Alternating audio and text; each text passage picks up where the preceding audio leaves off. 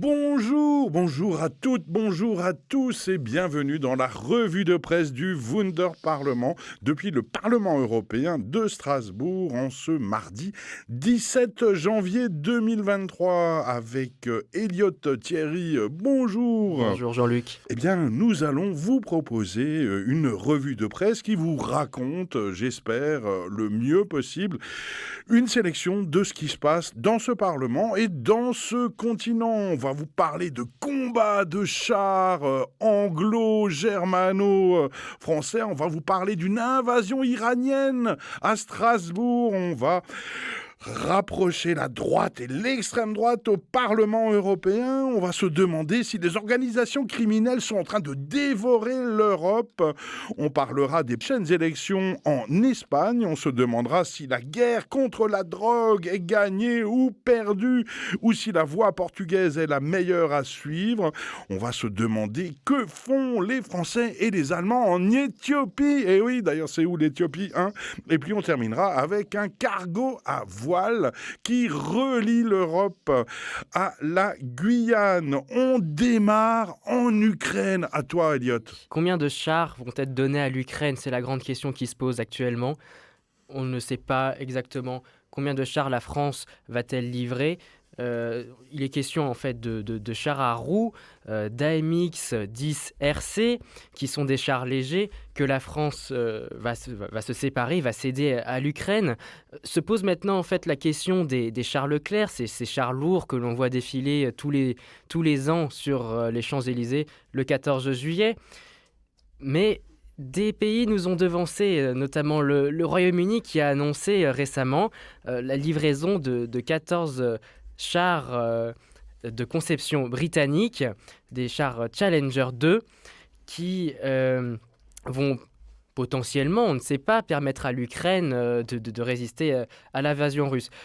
Après, on peut se poser la question si 14 chars suffiront, mais ça suffit à mettre la pression sur la France et sur l'Allemagne pour qu'ils eux-mêmes cèdent des chars lourds de leur propre fabrication. Alors pourquoi est-ce que la France tergiverse pour ces chars Leclerc alors qu'elle a annoncé en grande pompe la livraison d'AMX 10 RC? Ça se retrouve finalement dans les conceptions techniques et numériques. Le char Leclerc en France, c'est environ 220 unités. Il y a 200 unités en réserve, 406 chars ont été livrés à la France au début des années 2000. Il n'en reste plus que 222. Sur ces 222, les 200 de réserve, en fait, servent à récupérer à de pièces de rechange. Si on en livre une unité, ça réduira le potentiel des armées françaises qui sont en fait une armée échantillonnaire. Les Britanniques, eux, peuvent se permettre de livrer des chars britanniques car ils ont décidé de réduire la voilure de leur armée de terre. Alors que nous, on doit toujours s'attendre à une invasion allemande. Et pour ça, il faut faire attention à garder suffisamment de chars. Et oui, mais les Allemands aussi sont sous pression. Les Allemands sont appelés à livrer des chars Léopard 2 qui sont considérés comme les meilleurs chars du monde, si ce n'est déjà d'Europe. Pour faire face à la Russie, l'Ukraine en rêve, l'Ukraine en demande. La pression se fait de plus en plus forte sur le chancelier Olaf Scholz, qui est toujours assez réticent à livrer des chars, même si quelques avancées se sont faites récemment, notamment la Pologne, qui a demandé à l'Allemagne de pouvoir envoyer des unités de chars Léopard 2 de sa propre armée. 12 000 Iraniens à Strasbourg. C'est toi, Jean-Luc ? Oui, la pression, elle était là, elle était devant le Parlement européen à Strasbourg le lundi 16 janvier 2023. 12 000 Iraniens, c'est à peu près la population de Kingersheim ou d'Ilzach, et ne parlons pas de Bervillers, la capitale de M2A, Mulhouse, Alsace, agglomération. Ils étaient 12 000 selon la police, aucun syndicat n'a contredit ces chiffres, venus de toute l'Europe, et ils ont manifesté pour demander à l'Union européenne, par exemple, d'inscrire les gardiens de la Révolution, l'armée idéologique de Téhéran, sur la liste noire des organisations terroristes, comme les États-Unis l'ont fait. Alors, heureusement, le terrorisme n'a pas de définition légale, donc on peut mettre n'importe qui comme terroriste. Est-ce que ça va suivre ou pas? En tout cas, la présidente du Parlement, Roberta Metsola, a accueilli avec bienveillance ces manifestations et les a assurées du soutien de l'Union européenne. L'Europe est avec vous. Nous pousserons la communauté internationale à répondre avec force à la terreur qui a été déclenchée par le régime sur le peuple dans les rues d'Iran. Peut-être avec des chars français que la France leur a vendus il n'y a pas si longtemps. C'était dans le journal L'Alsace, dans Mediapart et dans plein d'autres de vos journaux. Parlement européen, c'est baston politique, mais on se rapproche par derrière. Qui donc se rapproche de qui, Elliot ? Y a-t-il une lune de miel entre Manfred Weber et Giorgia Meloni ? La question se pose. Le journal pro-européen Euractiv nous parle il y a quelques semaines de cela d'un rapprochement possible entre le PPE, le Parti populaire européen, plus grand parti du Parlement européen depuis plusieurs années maintenant, et des conservateurs réformistes européens qui sont le parti de Giorgia Meloni en Europe. Donc on les retrouve Fratelli d'Italia chez le PPE, qui est un parti de coalition en Italie avec Giorgia Meloni et la Lega de Matteo Salvini. Alors, y aura-t-il un rapprochement extrême droite, centre-droit ou plutôt démocratie chrétienne ? La question se pose. Le président du groupe parlementaire du PPE, donc du Parti populaire européen, serait en tout cas favorable face à plusieurs déconvenues de la droite en Europe ces dernières années, face à la montée du populisme d'extrême droite, de s'allier avec potentiellement le parti de Giorgia Meloni ou d'autres. Sauf que ça coince, notamment en Allemagne avec la CSU et la CDU, les chrétiens démocrates donc, qui ont fait savoir qu'ils s'opposeraient totalement à une alliance entre les deux partis au niveau européen et qui ont d'ailleurs mal pris le soutien de Manfred Weber à l'alliance italienne qu'on dit de centre-droit mais qui est objectivement d'extrême droite. Alors qu'est-ce qui va se passer ? On se le demande. Et la question reste ouverte. Le PiS aussi, le parti Droit et Justice en Pologne, serait potentiellement membre de cette alliance, sauf que le PPE manque de chance. Dans le PPE, il y a l'ancien parti Plateforme Civique de l'ancien président du Conseil européen, Donald Tusk, qui lui aussi refuse de s'allier avec le PiS, et le PiS refuse de s'allier avec Plateforme Civique. Alors ça coince un peu de tous les côtés. On ne sait pas trop comment ça va tourner, mais on verra. Ça risque tout simplement de continuer comme avant. Ça fait des années et des années que la droite et les socialistes co-dirigent le Parlement européen. Et ça peut durer encore pendant des siècles et des siècles. Un peu comme la corruption en Europe, c'est ce qui fait l'actualité, bien sûr, évidemment. Qatargate. À Maroc-Gate, etc. Mediapart est allé rencontrer le juge belge chargé de l'instruction du scandale de corruption qui ébranle le Parlement.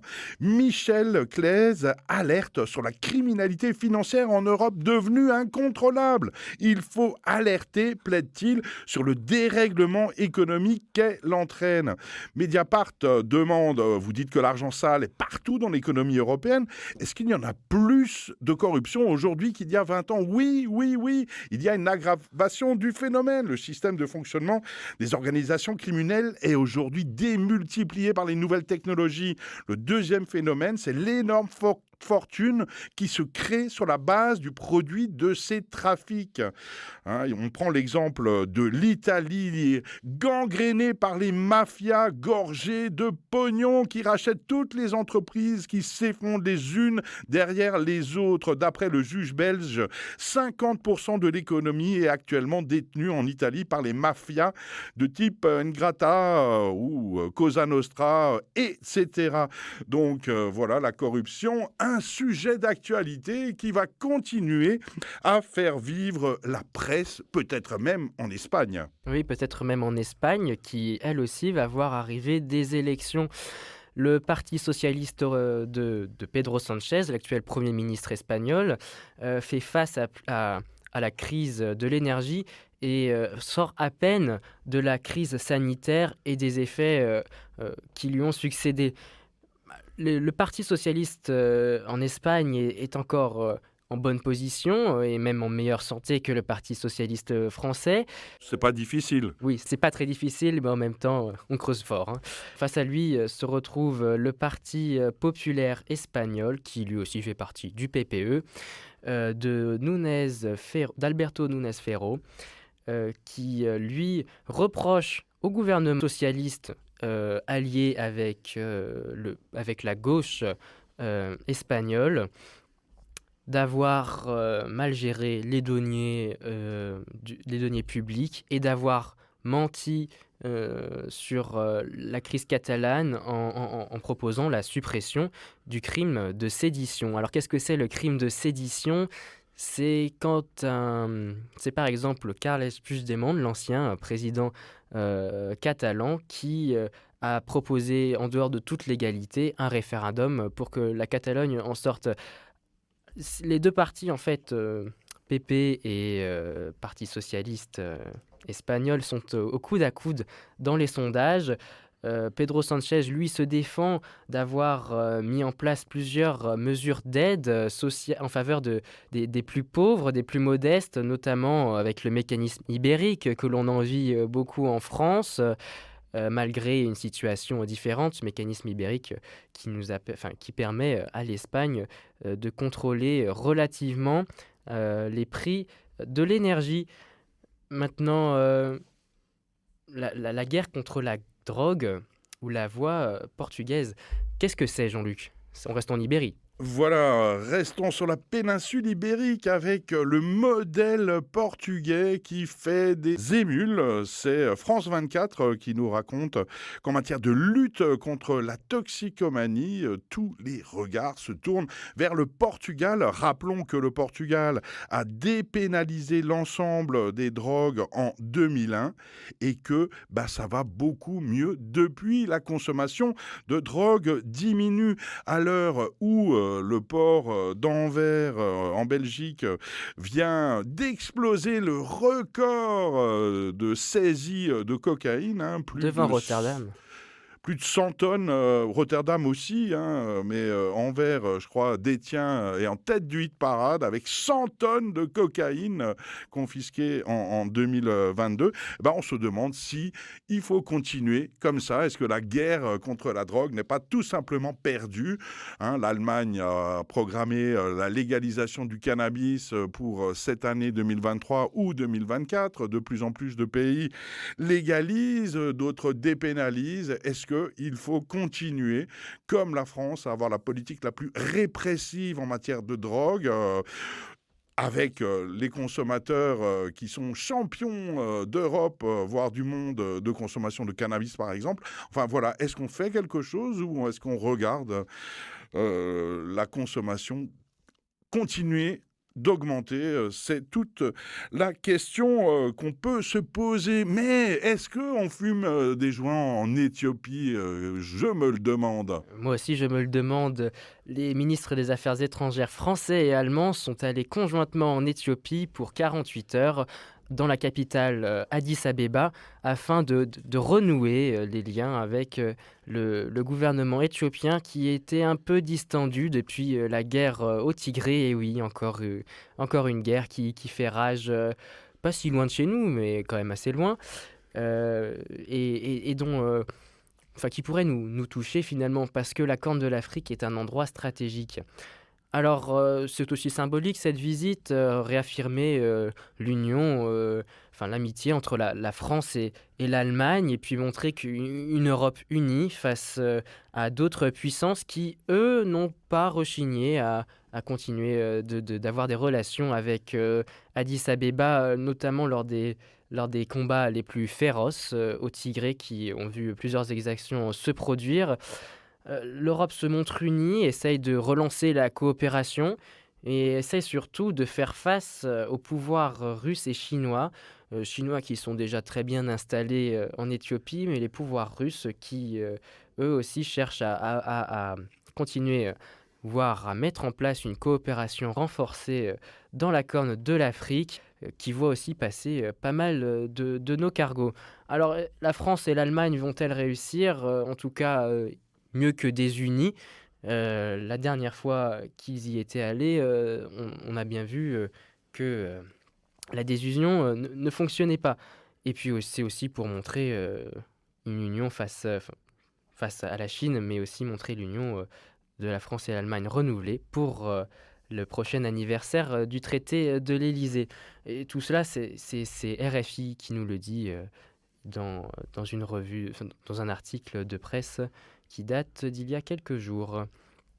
Jean-Luc, qu'est-ce que c'est que cette histoire de cargo à voile à Kourou? Oui, on termine avec une jolie histoire, hein. Donc, c'est Ariane 6. Bon, alors la fusée qui généralement n'arrive pas à décoller ou se crache juste après, hein. Mais en tout cas, il faut la transporter parce qu'on la fabrique en Europe. Il faut la transporter en Guyane, à Kourou. Et pour ça, les Européens ont construit un magnifique cargo à voile qui s'appelle Canopée, fruit d'une coopération européenne qui va diviser les coûts de transport par deux, nous annonce le Figaro. Alors, il y a encore un peu de gasoil, mais pas de fioul lourd qui pue et qui pollue énormément, hein. Il y a des voiles immenses qui permettent d'assurer l'énergie à hauteur de 15 à 40% de l'ensemble de la consommation. Et puis surtout, c'est mignon comme tout.